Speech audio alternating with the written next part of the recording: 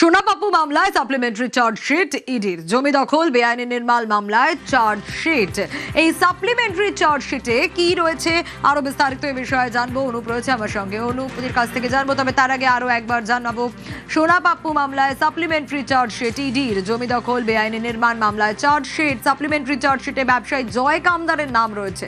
Promoter, police, ব্যবসায়ী নেতাদের syndicate রাজ, বিপুল টাকা লেনদেনের তথ্য এই সাপ্লিমেন্টারি চার্জশিটে।